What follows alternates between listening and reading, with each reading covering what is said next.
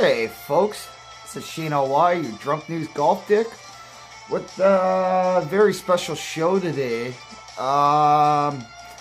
Due to the request of some SwearNet folks tell me to maybe give this a shot, I figure what the hell, so this is now the official first episode of the Shane LY Drunken on Drugs Wrestling Hour with your host, Shane LY. First off, I got to give a big shout out to Drunk News Network, especially Josh. Fucking, you guys are the best. The work you put in, Josh, is just fucking unfathomable. I couldn't touch that with a fucking 10-foot pole. Not like the 10-foot poles you receive in the ass every night. That's a different story. Like to give another shout out to BigJoe'sBikerRings.com. Official Trailer Park Boys jewelry sponsor. Supposed to be very soon. Something special coming in the mail, he tells me, which I can't wait. But did pick up this keychain not too long ago. And let me tell you, this thing is fucking quality, man. Like to also give another big shout out to SwearNet folks, especially guys like Biker Charlie and Shit Snaps are the two guys that are big influential people on this. Those are the ones that told me to give this a fucking chance. So hey, what the hell? Here I am.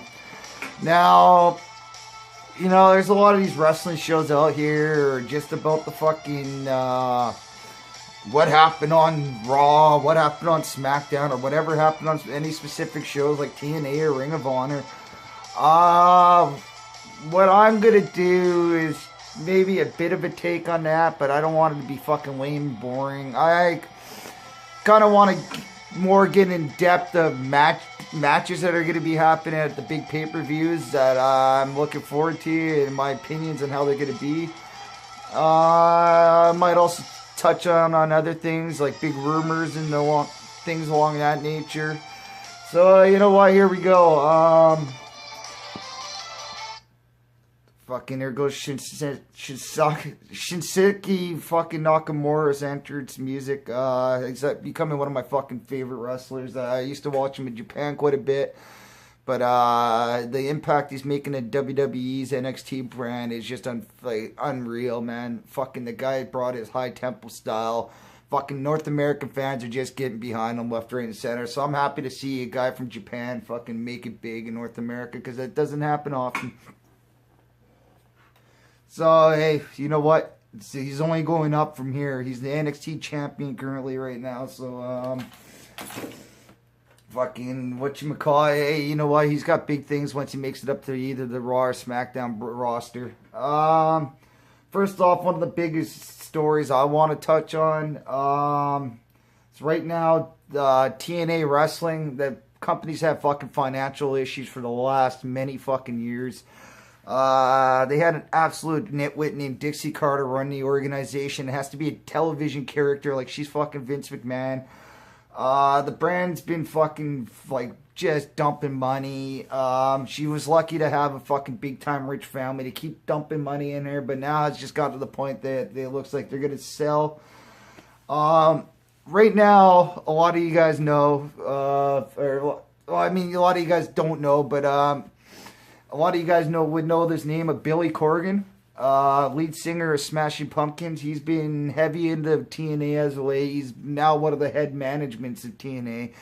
Rumor has it that he's got majority stakes of the company right now, and rumor has it that he might just buy it. I think if Corgan buys it, his type of personality and his in-depth history of wrestling would help the brand. I can see him really getting along with different guys like the Hardy Brothers, as they're kind of like their whole characters are kind of like the type of fans that would listen to Smashing Pumpkins. I think it could help. There's been other rumors. WWE, they pretty much only want to buy it just to fucking kill the company. A lot worse than what they did to WCW. At least with WCW, they kind of tried to keep the brand name going for a while and took some of the roster members. But this is straight up, WWE purchases TNA. They're just going to fold everything right away. and they only want it for the video collection, which, you know what, it just doesn't do good for wrestling, as USC has proven when USC has bought all their competitors out that fucking they don't have anybody to compete with or answer to, so they could just make shit. Simple as that. Another big rumor is Ring of Honor might been interested into the purchase, but I don't know.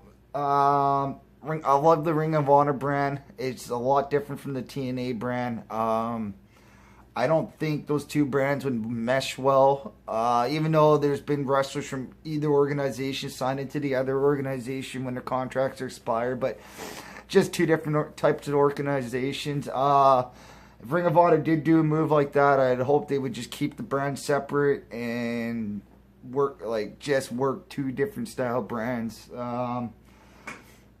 But apparently, like the TNA sale, they want fucking $40 million for a company that's fucking failing. So you know what? That's just kind of ridiculous. But big rumors has it that Bully Ray, he might make a return to TNA, which would help TNA out a lot, because fucking Bully Ray is one unbelievable talent. He's good with working with younger talent, and he's not afraid to be putting younger talent over. Plus, the run he had with Aces and Eights back in TNA, that was a pretty good run for a while, especially when he had the world title belt. A lot different than the Dudleyville, the Dudleys tag team shit. So, yeah, as far as I figure for that, right now, get some opinion or some things I want to talk about happen on Raw. It really looks like, even though Seth Rollins has been an absolute douchebag the last while and played the whole douchebag card ever since he broke up with the Shield, that they might be trying to make him do the face turn since he's been a heel a long time. I kind of don't think he should be face. He's just not the right type of character. He's a lot better as a cocky asshole. So maybe what they need to do is make him a fan favorite, but let him continue just to be the sleazy dickhead asshole that he's been known to be over the years. But big rumor has it that they might actually rehash the Shield soon, which that might be cool if the WWE properly does the storyline. It almost kind of made it look like on Monday night when it was a steel cage match between Roman Reigns and Kevin Owens, with Rusev coming into the cage, walking Roman Reigns in there, and fucking Kevin Owens and Rusev going to work on him, with Rollins coming in for the save, when it's been about 2-3 years since the whole Shield angle happened, and like Rollins and Reigns have been feuding too quite a bit in those last couple of years, so bit of a change. Not exactly hinting that the Shield are getting back together for surely there, but I mean, right, that I kind of might build the storyline to it. Maybe having like Seth Rollins apologize to Roman Reigns for all the shit that he's done to the Shield and all that. So we'll see how that plays out. And also with Dean Ambrose on SmackDown right now, with those two guys on Raw, it'd be really hard to really make a proper Shield storyline unless they go up against a team like the Club, aka the Bullet Club. When you got Gallows and Anderson on Raw and you got AJ Styles on SmackDown. But the problem is, once again, right now, fucking AJ Styles is the champion of SmackDown, or the WWE Heavyweight Champion in general. So, really makes it hard to kind of put somebody as your champion that you're going to want on pay-per-views defending the title in this whole matchup. But, I mean, it's a dream matchup come true if it happens. It would be really awesome to see. I could honestly see if they did something like that, rehash both those teams. They do it somewhere like, say, Survivor Series, and they make a Survivor Series matchup out of it, elimination tag match out of it, which would be really cool to see. But then, usually matches were 4-man or 5-man teams, so they would have to, somewhere along the line, try to incorporate another member for each team then. What What else is going on in the world of wrestling? Right now, speaking of Dean Ambrose, looks like they're trying to set a mini feud right now with John Cena, since Ambrose just lost the title to Styles. Cena lost to Styles at SummerSlam, so they both want their whole revenge thing, and then it turned into a match tonight between Cena and Ambrose. I haven't seen the match yet, but I was told that Dean Ambrose actually got the win over John Cena, which that's cool to see, because John Cena really doesn't like putting people over, especially when they're not as big of a name as he is, which I was shocked to see that he put AJ Styles over at SummerSlam, because again, like, John Cena just doesn't like to put guys over. And then people want to know what put guys over means in wrestling term means is that they agree to lose to a certain guy, or agree to, like, yeah, let a guy beat him just to make that guy look bigger, better, and all that. But then, you know what? John Cena's got to realize he's near the end of his career, that he's got to be passing the torch. He can't be like Hulk Hogan, fucking going into his 50s, 60s, and still trying to think he's the fucking hot man on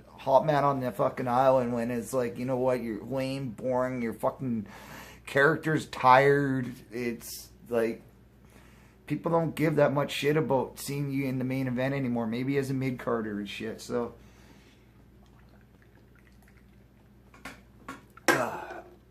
anyhow, matches are coming up to really looking forward to a Clash of Champions, which would be the Raw branded pay-per-view coming up. Would be the New Day, which have been in the whole Twitter, YouTube, Facebook battle between current Bullet Club members, the Elite members, Kenny Omega and the Young Bucks. Well, they'll be facing off against Gallows and Anderson, the Club, which were former Bullet Club members, for the tag team titles at Clash of Champions. You know what? It'd be really be cool to see. I really want to see Anderson and Gallows just take the fucking tag titles. They deserve it. Yeah, they haven't been in the WWE that long, but neither has AJ Styles, and he's the fucking top dog of the company. So it'd be really cool to see those guys get put over, and then really maybe build up this whole club thing that, yeah, they're on separate brands, Styles, Gallows, and Anderson, but they're still a cohesive unit. So again, this could lead up to this whole the Club versus Shield match. Also, right now they're really trying to push at the Clash of Champions. Speaking of Shield members and speaking of Rollins that I spoke of earlier, that it's gonna be Rollins and Kevin Owens.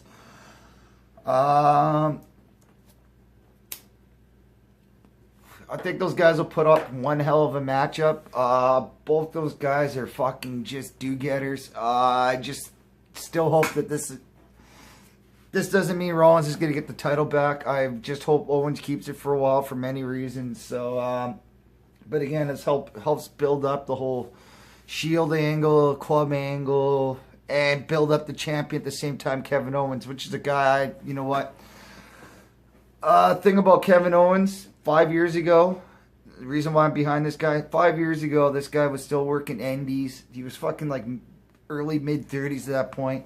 He really, because he's a fat ass, but he'd be the first to admit, he's a fucking heavy, fat guy. He's not like your prototypical wrestler with the big fucking arms, super body of abs, fucking 6'4". No, he's a fucking, I think he's probably about my height at 5'11".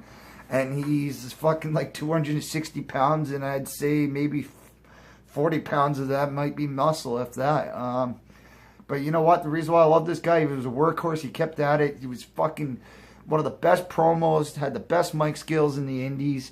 His whole Kill Steam was a fucking awesome fucking shirts. Like, those shirts were selling huge for independent promotions. Plus, he was like paired up with different guys like Bullet Club members, the Young Bucks, Nick Jackson, and Adam Cole. and PWG, which that was one company I never got to see a lot of because it's hard to find this shit unless you buy their DVDs. But apparently, the Mount Rushmore Wrestling fucking just working the scenes. You can check out some of Kevin Steen's Mount Rushmore promos involving those guys, Adam Cole and the Young Bucks. There's fucking some of the best promos I've ever heard in any fucking wrestling organization. And that's the thing why I get behind Steen. The moment I heard WWE signed him, at first I thought, oh man, they're just going to sign him. He's just going to be a fucking mid-card jobber. Especially right away, they made him change his name to Kevin Owens. Or they let him pick a new name, but they wouldn't let him use the Steen name anymore. And I mean, it was like right there, I thought the character was destined to fail. That you had the name that was fucking huge in all these indie brands.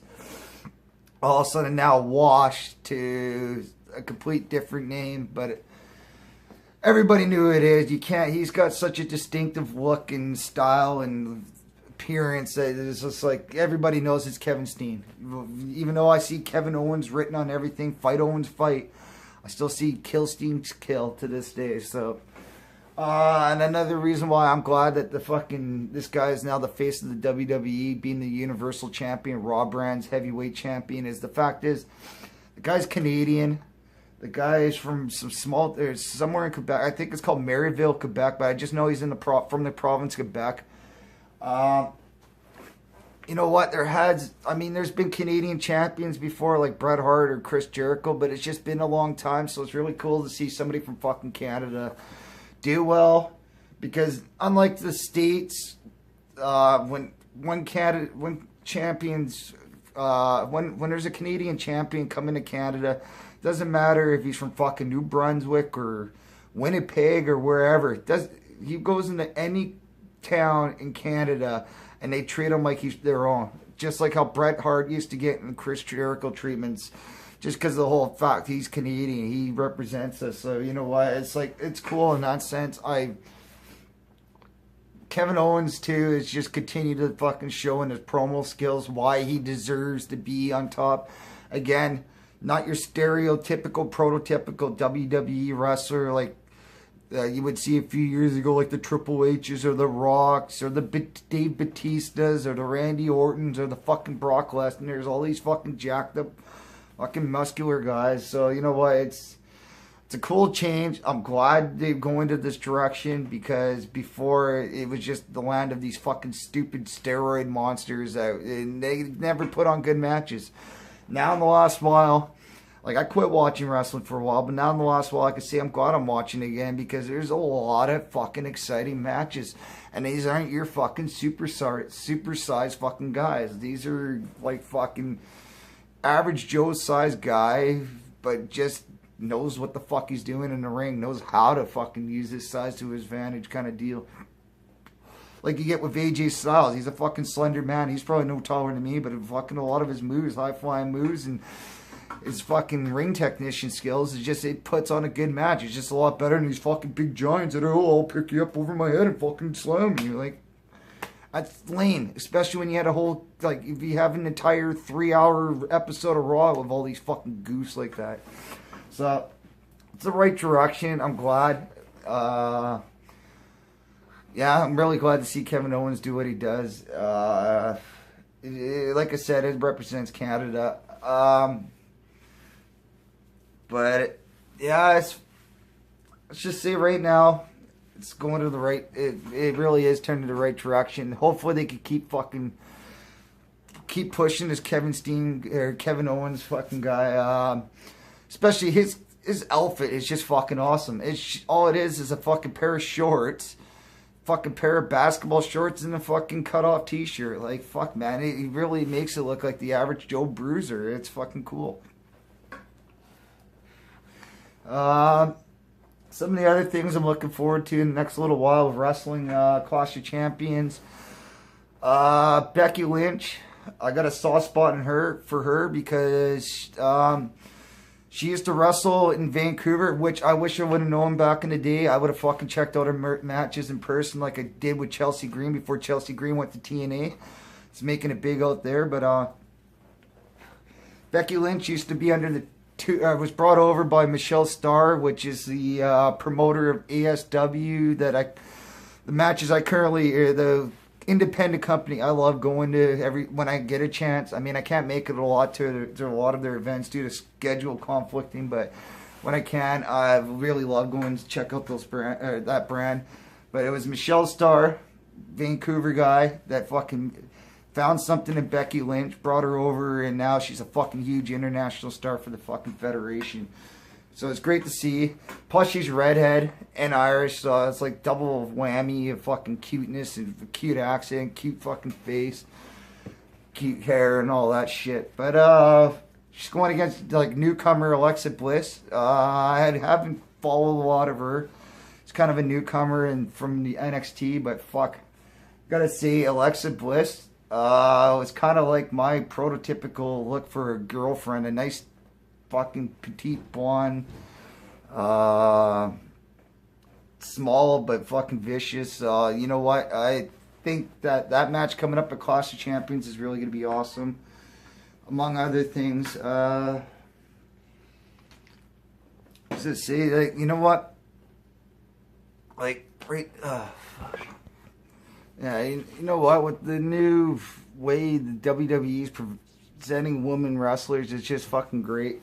No longer this whole thing about being divas like the Bellas, where they had this whole fucking show, total divas, yada yada yada. Now, you know what? Now it's like not only they got good looking girls, but they got good looking girls that put on some of the fucking best matches at a lot of these fucking shows nowadays. So you know what? It's again another good step in the right direction, and especially when you got these new girls with good looks like Alexa Bliss versus fucking Becky Lynch. So just hope they could put on a good match, just like say Sasha Banks versus Charlotte. That's been a good little feud going on over in the Raw brand. That's gonna be a title match coming up. That's gonna be a really awesome title match, and I think actually maybe Bayley, new up and comer from NXT, fucking the girl's got a lot of pizzazz and a lot of fucking good moves to her, good style of wrestling to her. So again, this is now away from this whole fucking diva thing. So I'm just some pretty bimbo. Let's have a bra and panties match or stupid shit like that WWE was doing for a fucking long time. That was just killing the fucking brand. It's like, no, now it's like you got people that can fucking wrestle. Especially now you got this Nia Jax. She's like fucking close to probably about at least 250, 300 pounds. Big girl. But you know what? She's an actual wrestler now. It's not so much she's got looks. She's actually fucking putting on a wrestling fucking show. So, and that's what I think now that WWE kind of realized the last few years when they lost fans like me. It was like, it was not a wrestling show. It was fucking just pure and utter shit on top of pure and utter shit. Oh, I got a big, beautiful bimbo wrestling another big, beautiful bimbo. And then here comes our next match, the Big Show versus Kane. Two giant fucking jackasses that are fucking, all they're going to do is a body slam and a choke slam, and that's about it. I mean, not to take anything away from those guys. Those guys worked hard to get where they are. But, I mean, it's just, when you watch that shit over and over and over again, it just gets fucking boring. It's like watching the fucking rerun of Simpsons, the same episode all 5 days in a week. It's like, fuck. Or 5 days in a work week, I should say. Weekdays. Other things I could say that right now are looking in positive directions. The Ring of Honor has been working heavily with New Japan the last couple of years, but their partnership now, it's fucking just amazing partnership now. Especially a lot of these cross promotion matches. You got guys, the Redneck Brothers, the Briscoes, Mark and Jay Briscoe winning the Japanese IWGP fucking tag team titles as Ring of Honor wrestlers when that's New Japan titles. I mean, that just shows that both parties are willing to play with each other and make each other help put each other over. Especially the big move having Adam Cole from Ring of Honor join the Bullet Club, which I guess now, I mean, yeah, the Bucks and Kenny Omega did a Ring of Honor matches here or there, but now they actually have an official Ring of Honor guy as a Bullet Club member. It's pretty good. And then the fact is, they put him as the champ, like the Ring of Honor heavyweight champion, and like, I just only building the stock for not only just Adam Cole, but the Bullet Club and the whole professional wrestling scene, where you got these two well-known promotions, one from Japan, one from North America, just fucking joined together to try to make the world of wrestling just a better place. And anything Bullet Club, as you guys know from me and El Showtime, is like fucking it just makes everything fucking that much more cooler and better. Other things I'm looking forward to it should be in a few months in New Japan, since Kenny Omega, leader of the Bullet Club, won the Japanese Grand Prix tournament not too long ago. He should be getting that title shot. I think it'd be against the fucking, probably gonna butcher his name, but Osada or Osaka or whatever, the Rainmaker, the current IGP heavyweight champion. Just gotta say, that's gonna be a fucking really good matchup once fucking New Japan pumps that out. Fuck, what else is going on in the wrestling? I honestly, guys, I'm sorry if there's a lot of fucking laws. I wanted to do this show where I'm not fucking following papers, following a script, or any of that shit. I just wanted to fucking go for it. Just go with that's on the top of my mind and full with it. But I'm looking at the fucking camera time right now, and I guess it's just been like a long, almost 27-minute rant. But you know what? I'm trying my best here, especially being this is my first show.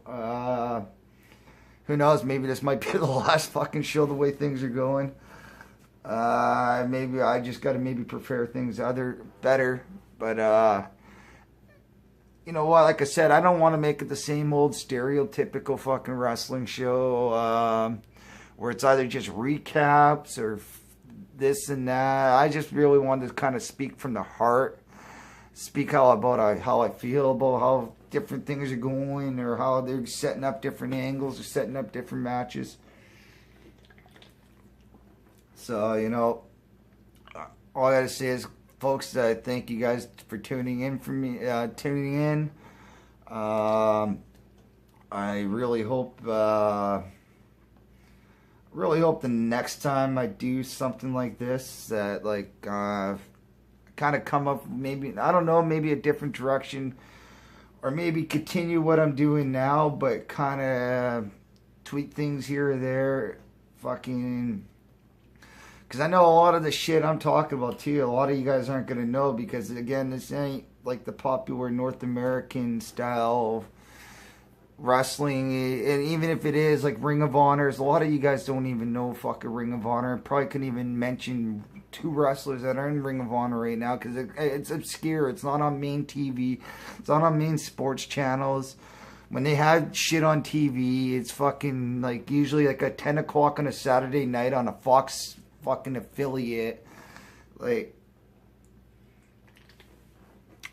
you know what? That's the shit that I enjoy, is that kind of, because a lot of times it's a lot of high risk and high entertainment wrestling. Guys that aren't making the fucking boatload of money, guys that might not even ever see six-figure contracts like some of the WWE guys, but they're willing to put their heart, blood, sweat, tears, souls into fucking entertaining me and you. So that's the kind of shit I like. That's why I like going to indie promotions like All Star Wrestling in Vancouver. I might try to start checking out ECCW events, but they don't.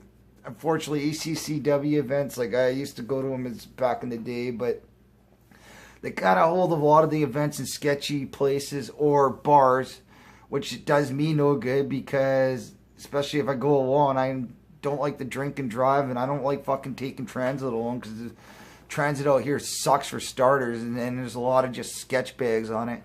And again, when these events are being held in some of the sketchiest areas of fucking near around Vancouver, it's not something I want to be fucking going to. But at least with All Star Wrestling, they hold it at different like community centers and shit like that around my neighborhoods. There's another one that's been again, now this is another sketchy area. Shit Snaps, if you're watching, you probably know this area. It's in the you do know this area. But there's one wrestling called Wise Pro Wrestling, and they're based out of East Hastings. East Hastings, Vancouver is one of the sketchiest fucking areas in North America in general, where you got fucking drug dealers everywhere, hookers, everybody all cranked out on fucking something. So, you know, it's not a fucking place you want to be, especially by yourself. Maybe, yeah, you know, if I could start getting more of my buddies into it again and stuff like that, you might see me more, taking more footages out of there. But these are events, like I go to a lot of wrestling events with my little cousin that's like 16. I don't want to be taking them to fucking places like that. So, yeah, so that's on my mind. And also, actually, speaking of ASW, I mentioned her name earlier, Chelsea Green. All Showtime did a little bit embarrassing me back on Drunk News. I think it might have even been his first episode of Drunk News. All I could say is like, I guess she's about 24, 25. I met her. She's a cool as hell chick. She gets the whole thing about meeting her fans and all that stuff for that. Like, I bought one of her shirts, held it up in the crowd, and she actually stopped during the ring entrance to tell me she loved it. Like, that's what you want to see out of these people. People that know that they're not going anywhere without the support of all of us. So I'm glad to see her in TNA, but she was a face, a good guy, as you could say, around these parts. But now it looks like in TNA they got her in a heel group. I haven't been able to watch too much of it lately because it's been hard to find on Canadian TV. Unless like kind of YouTube, illegal downloads, yada, yada, yada, which I don't like doing to begin with. But hey, you know what? Sometimes to get access to some of these events, you have no choice. So, you know what? I'm just glad to see Chelsea Green get somewhere. She's not in the top brand, but she at least is in one of the more known established brands.